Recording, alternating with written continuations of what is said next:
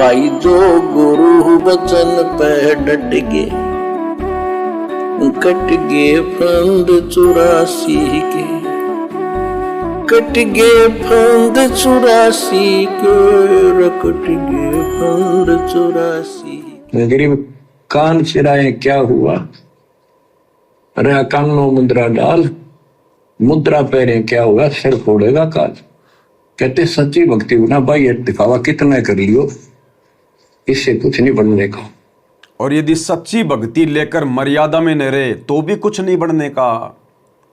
अगर सच्ची भक्ति लेकर सतगुरु से अगर मर्यादा नहीं निभाई, गुरु को इष्ट नहीं माना, गुरु की पीठ पीछे नियम तोड़ता रहा, मुख पर वचन करे परमाना और घर पर जाए करे विज्ञाना। गुरु जी के सामने तो हाँ जी गुरु जी, हाँ जी गुरु जी, और गुरु जी के पीछे से सारे नियम तोड़ दे।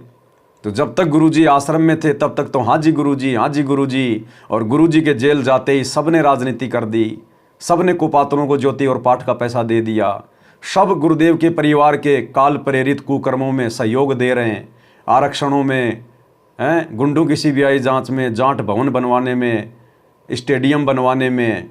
तो इसको कहते हैं मुख पर तो करे परवाना और घर पर जाए करे विज्ञाना। इसको कहते गुरु को मानुष मानना। तो सत भक्ति लेकर भी यदि हम मर्यादा तोड़ेंगे तो भाई और बहनों फिर भी हम पार नहीं हो पाएंगे। ये तो सिर धड़ की बाजी का मार्ग है, सिर धड़ की बाजी का मार्ग।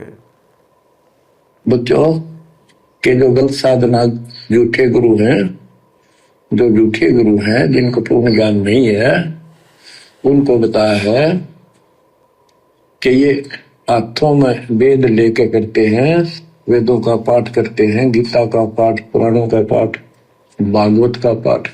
ये यम के दूत समझो पूरा अज्ञान बताते, फिर कहते गरीब कान चिराए क्या हुआ, रहा कानों मुद्रा डाल। ये कन पाड़े कान पड़वा के उसमें गोड़ गोड़ सिल्ले से डाल लेते हैं। कहते मुद्रा पहरे के हुआ, सिर फोड़ेगा काल। चुंडित मुंडित पकड़े लिए, इनसे जम किंकर ना डरता। ठीक इसी प्रकार भाई और बहनों आप ये ना सोचें कि गुरुजी तो जगत वालों के बारे में कह रहे हैं, जो आन उपासना कर रहे हैं उनके बारे में कह रहे हैं। ये पवनदास तो फालतू में आश्रम वालों के ऊपर बातें जोड़ रहा है। एक सिक्के के दो पहलू होते हैं। एक जो सिक्का होता है ना, 1 रुपए का नोट, 5 रुपए का सिक्का होता है, उसकी 2 साइड होती हैं, 2 पहलू होते हैं। अरे ये तो हमें पता ही है कि गुरुजी ने जगत वालों के बारे में क्या बताया क्या नहीं बताया। वो सारी क्रिया तो हमने छोड़ ही दी है। यहाँ परमेश्वर हमें अपने पंथ में अपने आत्माओं को किस प्रकार से सावधान करना है, किस प्रकार से जगाना है, क्योंकि सतगुरु के शब्द सांकेतिक होते हैं। सतगुरु के शब्द, सतगुरु की बातें, सतगुरु के सत्संग सांकेतिक होते हैं। सतगुरु कह क्या रहा है और सतगुरु समझाना क्या चाहता है, वो है सत्संग को समझना, सतगुरु के संकेतों को समझना। देखो एक सत्संग में क्या कहा गुरुदेव भगवान ने, आदरणीय गरीबदास जी महाराज जी की वाणी का हवाला देते हुए कि बंदी छोड़ कह क्या रहे हैं, कथा क्या सुना रहे हैं और उस कथा के माध्यम से समझा क्या रहे हैं। तो इसी प्रकार गुरुजी कह क्या रहे हैं और हमने उस बात को लेकर, उस सत्संग को लेकर हम अपने जीवन में क्या समझ सकते हैं, क्या हासिल कर सकते हैं, वो बात महत्वपूर्ण है। यानी संकेत कहाँ किया जा रहा है, बात क्या कही जा रही है। तो क्या कह रहे हैं परमात्मा कि बंदी छोड़ गरीबदास जी वो कहानी क्या सुना रहे हैं, वो कथा क्या सुना रहे हैं और उस कथा के माध्यम से समझा क्या रहे हैं। जो कोई हमारा बीरा अगर वो रहस्य छुपा हुआ है, जो कि आम भक्त आम संत के बस की बात नहीं कि इसमें से वो रहस्य को निकाल सके। क्या कह रहे हैं गुरुदेव कि बंदी छोड़ की वाणी में वो रहस्य छुपा हुआ है जिसको आम संत, आम व्यक्ति नहीं निकाल सकता। बंदी छोड़ कथा क्या सुना रहे हैं और उस कथा के माध्यम से समझा कुछ और रहे हैं। ध्यान से सुनो, बंदी छोड़ की वाणी के अंदर वो रहस्य छुपा हुआ है जो कि आम भक्त आम संत के बस की बात नहीं कि इसमें से वो रहस्य को निकाल सके। उनकी अपनी कृपा जिस पर हो जाती है वही इस बात को ढूंढ सकता है कि सतगुरु महाराज इस वाणी के माध्यम से हमें क्या समझाना चाहते हैं। कथा कोई सुना रहे हैं और उसके अंदर समझा कोई और बात रहे। कथा क्या सुना रहे हैं और उसके माध्यम से समझा कोई और बात रहे हैं। तो ठीक इसी प्रकार भाई और बहनों, गुरुदेव भगवान जगत वालों को आधार बनाकर और इस 2 कोड़ी के जीव पवन दास को निमित्त बनाकर संगत में कहाँ कमजोरी है, संगत में क्या कमी है, संगत कहाँ गुरुदेव के ज्ञान के विरुद्ध चल रही है, कौन चला रहा है, ये बातें साथ संगति के वीडियो के माध्यम से आप और हम तक पहुंचाना चाहते हैं।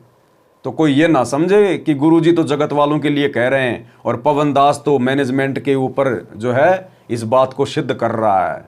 ये सतगुरु के वचन है, एक बार फिर से सुन लो। बंदी छोड़ की वाणी के अंदर वो रहस्य छुपा हुआ है जो कि आम भक्त आम संत के बस की बात नहीं कि इसमें से वो रहस्य को निकाल सके। उनकी अपनी कृपा जिस पर हो जाती है वही इस बात को ढूंढ सकता है कि सतगुरु महाराज इस वाणी के माध्यम से हमें क्या समझाना चाहते हैं। कथा कोई सुना रहे हैं और उसके अंदर समझा कोई और बात रहे। तो इसी प्रकार भाई और बहनों, जब हम पहले गुरुजी की शरण में नहीं थे, सत भक्ति नहीं कर रहे थे, तो हमारे को किसने फंसा रखा था? इन नकली गुरुओं ने, गांव-गांव में बैठे नकली गुरुओं ने। गुरुआ गांव बिगाड़े संतो, गुरुआ गांव बिगाड़े, ऐसे कर्म जीव के ल्या दिए, ईब जड़े ना जाड़े। तो पहले जब हमको सत भक्ति प्राप्त नहीं थी तो हमारे को ये नकली गुरु, साधु, संत, महात्मा ये हमारे को भ्रमित करते थे। और जब हमें सतगुरु की शरण मिल गई, उसके बाद काल प्रेरणा से उन नकली गुरुओं की भूमिका निभा रहे हैं हमारे कोऑर्डिनेटर, गुरुजी के बेटा बेटी, भाई बंधु, रिश्तेदार, आश्रम संचालक, बड़े बड़े सेवादार। क्योंकि ये गुरु के ज्ञान को गहराई से नहीं समझ पाए, ये गुरु को ही नहीं समझ पाए तो गुरु का ज्ञान भला कहां से समझ पाते। तो आज गुरुदेव के सत भक्ति मार्ग में गुरुदेव का परिवार, ये कोऑर्डिनेटर, ये लोग नकली गुरुओं की भूमिका निभा रहे हैं, काल के दूतों की भूमिका निभा रहे हैं। इसलिए भाई और बहनों, हमने तो अपना आत्म कल्याण करवाना है ना, तो हमने समझना पड़ेगा कि काल हमें कहां और कैसे ठगेगा और किन के माध्यम से ठगेगा। क्योंकि अब गुरुजी से ज्ञान लेने के बाद हम उन नकली संतों की ठगी का शिकार नहीं हो सकते, वो तो हमें साफ साफ दिखाई दे रहे हैं। तो काल अब संगत में ही अपने दूत पैदा करेगा, संगत में ही नकली भगत पैदा करेगा और उन्हीं के माध्यम से हमें फंसाएगा विश्वास में लेकर।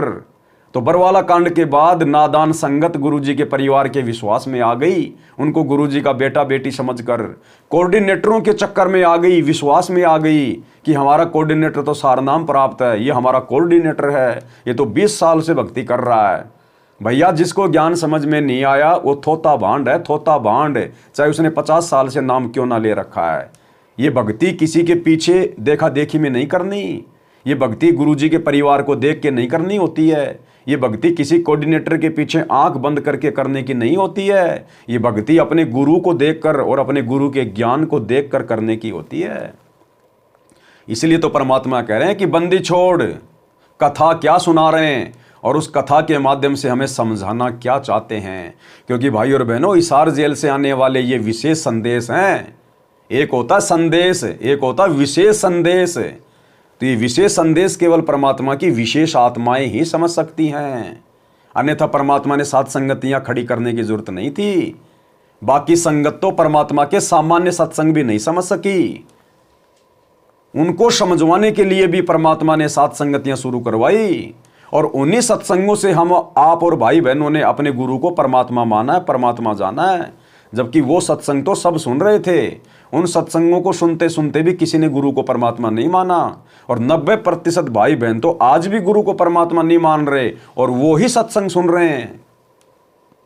तो बताओ, अगर सात संगतियां परमात्मा शुरू ना करवाते अपना आशीर्वाद देकर, तो हम भी आज सतलोक आश्रम वाले भाई बहनों की कैटेगरी में होते, और हम भी उस दाढ़ी मूंछ वाली कबीर जी की फोटो को ही भगवान मान के पूज रहे होते और अपने गुरु को मानुष मानकर अपने कर्म फोड़ रहे होते। तो भाई और बहनों, तत्वदर्शी संत के सत्संग बहुत सांकेतिक होते हैं, बहुत गूढ़ होते हैं। वो सतगुरु की विशेष रजा के बिना ना कोई समझ सकता है और ना कोई समझा सकता है। तो ये दया वर्तमान में हम सत्सेवकों के ऊपर हुई। भाई जो गुरु वचन पे डट गे, कट गे फंद 84 के, कट गे फंद 84 के, कट गे फंद 84 के। भाई जो गुरु वचन पे डट गे, कट गे फंद 84 के, कट गे फंद 84 के, कट गे फंद 84 के। भाई जो गुरु वचन पे डट गे,